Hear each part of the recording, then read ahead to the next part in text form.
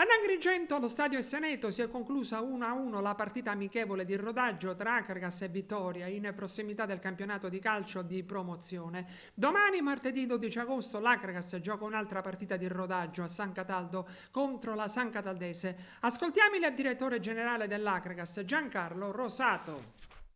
Tanti avrebbero preferito andare al mare, invece sono qui in tribuna per questa prima uscita.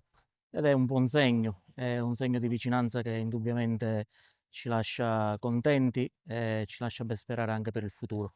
È il calcio che si riaffaccia dopo la parentesi dello scorso anno interrotta bruscamente.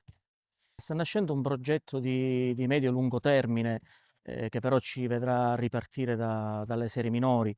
L'Akragas SLP verrà iscritta al campionato di prima categoria, ma contestualmente presenteremo una domanda di ammissione al campionato superiore, al campionato di promozione.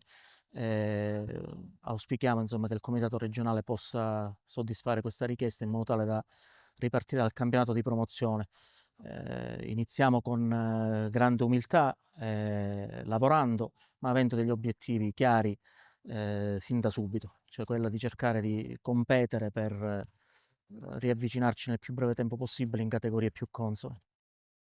Una rosa che indubbiamente parla da sola. A livello nominale non penso che ci sia la necessità di presentare nessuno perché sono tutti calciatori noti nel panorama calcistico regionale, soprattutto anche di livelli più alti al campionato di prima categoria o di promozione. Però il giudice supremo rimane sempre solo il campo. Noi come società ce la metteremo tutto per allestire, come stiamo facendo, una rosa altamente competitiva. Sotto le indicazioni dell'area tecnica si è stabilito di fare delle amichevoli probanti sotto il profilo dell'impegno perché avremo il Vittoria, la San Cataldese, la Nissa, lo Sciacca. Voglio dire, è una scelta che l'area tecnica ha deciso di fare e che noi come società chiaramente non possiamo che avallare. Questo non è un progetto solo calcistico, è un progetto di riappropriazione dell'identità calcistica della città. È un progetto che pone come base fondamentale quello di riacquistare la fiducia di una piazza che l'aveva persa nell'ultimo periodo.